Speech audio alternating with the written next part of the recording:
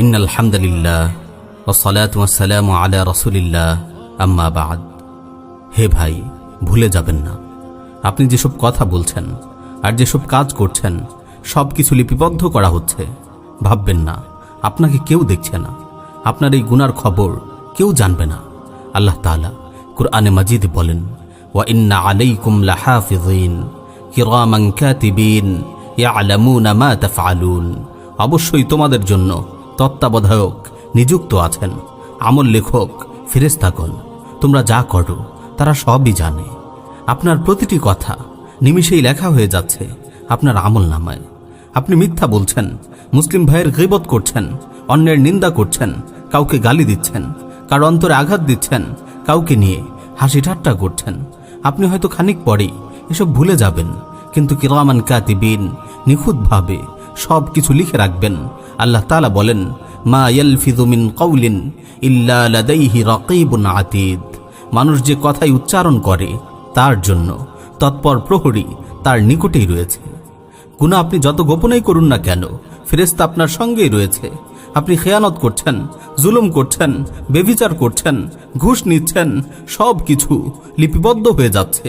আল্লাহ তাআলা আপনার সব কৃতকর্ম সংরক্ষণ করে রাখছেন। আল্লাহ তাআলা বলেন, আহসাহুল্লাহু ওয়া নাসু। তারা যা করত আল্লাহ তাআলা তার হিসাব রেখেছেন, যদিও তারা তা ভুলে গেছে। হে ভাই, হাসরের ময়দানে সব কিছুর কড়াই গণ্ডায় হিসাব দিতে হবে।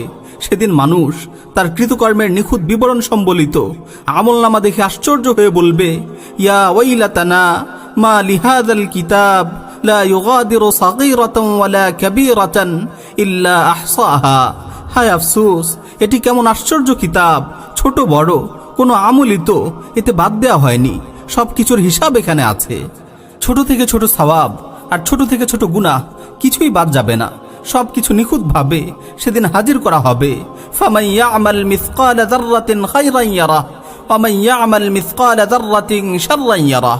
কেউ অনুপরিমাণ নেক কাজ করলে সে তা দেখতে পাবে, আর কেউ অনুপরিমাণ গুনাহের কাজ করলে সে তাও দেখতে পাবে। যার আমল ভালো হবে তার আমল নামা ডান হাতে দেয়া হবে। সে খুশিতে আত্মহারা হয়ে যাবে। সবাইকে সে বলবে, হা উমুকরাউ কিতাবিয়া ইন্নী যানানতু আন্নী মুলাকিন হিসাবিয়া। নাও, আমার আমল নামাটি একটু পড়ে দেখো। আমি জানতাম যে আমাকে হিসাবের সম্মুখীন হতে হবে।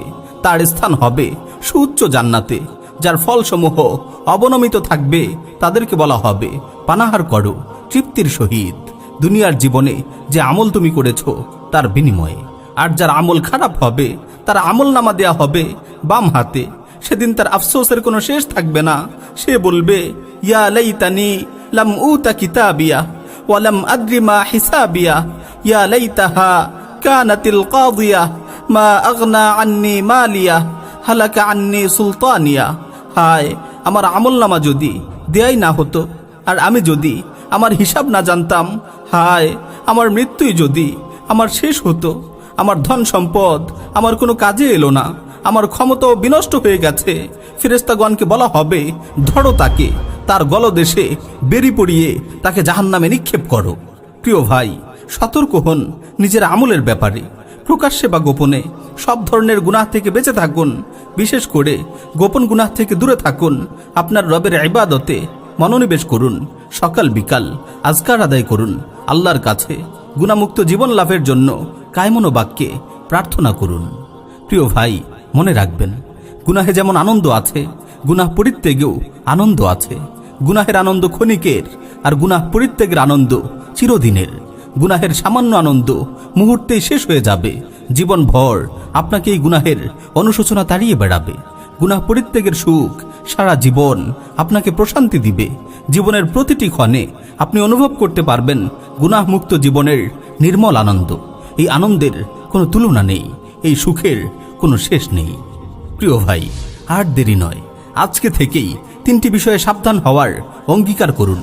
1. আমল করার সময় খেয়াল রাখুন আপনি আল্লাহ তাআলার দৃষ্টিসীমার আওতায় রয়েছেন। 2. কথা বলার সময় খেয়াল রাখুন আল্লাহ আপনার কথা শুনছেন। 3. মৌনতা অবলম্বনের সময় মনে রাখুন আল্লাহ আপনার অন্তরের খবর জানেন। আল্লাহ তাআলা আমাদের আমল করার তৌফিক দিন।